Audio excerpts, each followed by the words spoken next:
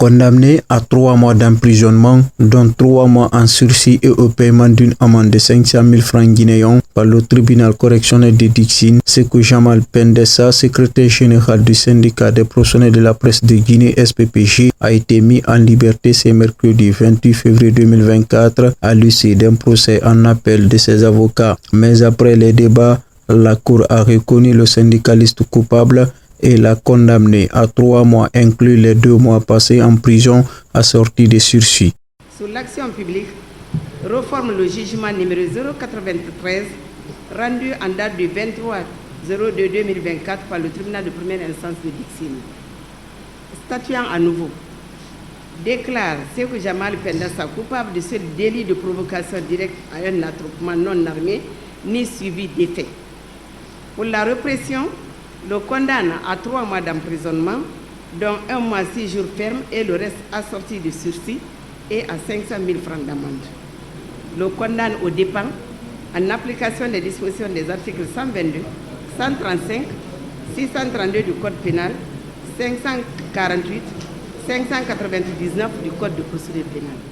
Malgré qu'il soit mis en liberté, Maître Biavogui, l'avocat de la victime, n'est pas satisfait de la décision de la Cour d'appel. Un sentiment mitigeux. Notre client avait été condamné en première instance pour 6 infractions.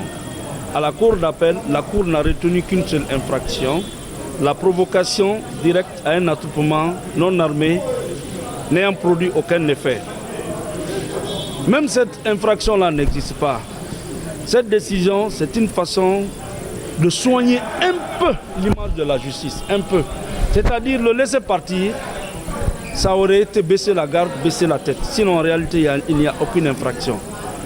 Et finalement, la seconde victoire, c'est qu'il a été condamné au tamis, comme pour se tirer d'affaire. Condamné à 3 mois, dont 1 mois et quelques bretelles de jours purgés. C'est pourquoi il est remis en liberté.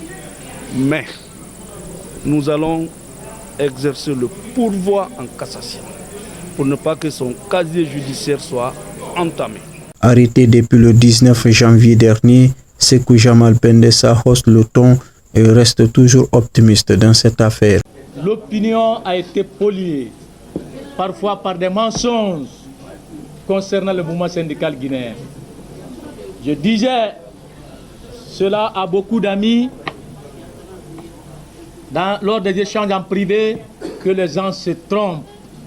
Le mouvement syndical ne peut pas mourir en Guinée. Je ne parle pas de notre pays. Ici, le mouvement syndical ne peut pas mourir. A précisé que la défense du secrétaire général du syndicat des professionnels de la presse de Guinée semble insatisfaite de l'arrêté de la Cour d'appel au sortir du procès.